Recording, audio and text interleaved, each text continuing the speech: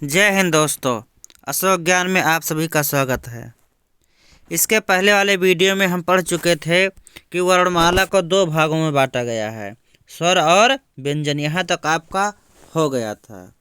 कहाँ तक?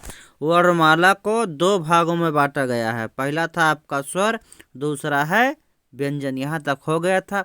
अब इसके बाद हम धीरे धीरे एक एक को पढ़ेंगे। हमारा अब है, पहला दिया है स्वर। क्या स्वर किसे कहते हैं या स्वर क्या होते हैं? देख लिया जाए स्वर के बारे में कि स्वर क्या होता है। तो जिन वर्णों का उच्चारण बिना किसी अवरोध के तथा बिना किसी दूसरे वर्ण की सहायता से होता है उन्हें स्वर कहते हैं। माने जिन वर्णों का उच्चारण बिना किसी अवरोध, रुकावट तथा बिना किसी दूसरे वर्ण की सहायता से होता है उन्हें स्वर कहते हैं। मूल स्वरों की संख्या, यहाँ देख लीजिए, मूल स्वरों की संख्या कितनी होती है? 11 होती है। कौन कौन से मूल स्वर हैं? छोटा आ, बड़ा आ, छोटी ई, बड़ी ई, छोटा उ, बड़ा उ, री, ए, ऐ, ओ, औ। ये हमारे मूल स्वर हैं जिनकी संख्या 11 है। और देख लीजिए ये अंक और आहा क्या है? अंक और आहा, ये दो बच्चे हैं, अंक और आहा। ये अयोगवाह होते हैं, इनकी संख्या 2 है। इनको अयोगवाह कहा जाता है। किसको? अंक और आहा को। ये ना तो स्वर होते हैं और ना ही व्यंजन होते हैं। कौन? अंक और आहा। ये ना स्वर होते हैं ना व्यंजन होते हैं। नोट में देखा जाए कि नोट में क्या है? नोट में दिया है अनुस्वार तथा विसर्ग। अनुस्वार तथा विसर्ग। ऊपर जो एक बिंदु लगता है उसे अनुस्वार कहते हैं, और बगल में जो 2 बिंदु है उसे विसर्ग कहा जाता है। अनुस्वार तथा विसर्ग को क्रमशः अंक तथा आहा के रूप में स्वरों के साथ लिखा जाता है। किसको? अनुस्वार और विसर्ग को स्वरों के साथ लिखा जाता है, परंतु इनकी स्थिति स्वर या व्यंजन के बीच की होती है।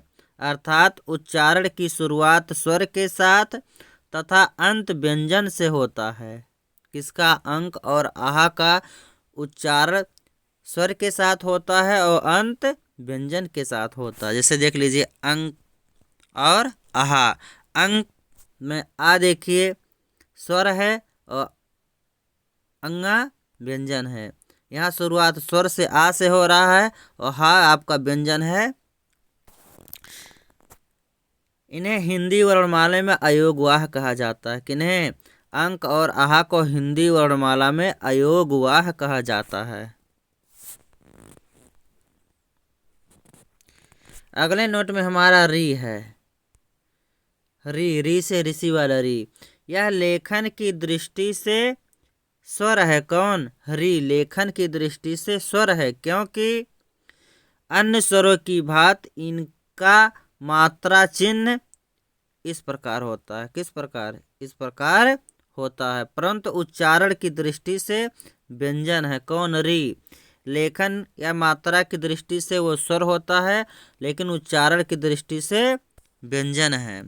इनका उच्चारण री के समान होता है। देखिए यहाँ लिखा है री। इनका उच्चारण री के समान होता है।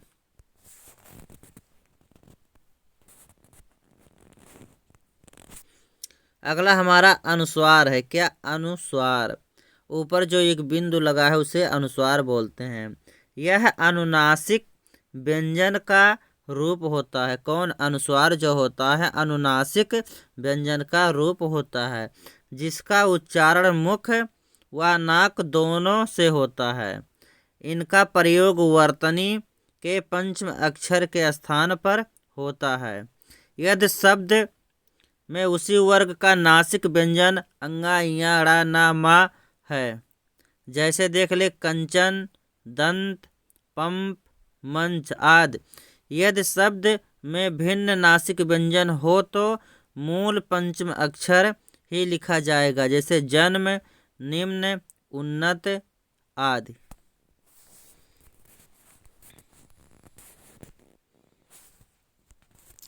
अगला हमारा है अनुनासिक। क्या? अनुनासिक, जो चाद बिंदु लगा होता है किसी वर्ण के ऊपर, उसे अनुनासिक कहते हैं। इसको देखा जाए, यह अनुनासिक स्वर का रूप है जिसका उच्चारण मुख व नाक दोनों से होता है, जैसे हंसना, चाँद। जब स्वर की मात्रा सिरोरेखा के ऊपर लगी हो, स्वर की मात्रा सिरोरेखा के ऊपर लगी हो, तो चंद्र बिंदु के स्थान पर बिंदु का प्रयोग होता है। किसका? केवल बिंदु का प्रयोग होता है। जैसे हैं, मैं, कहीं।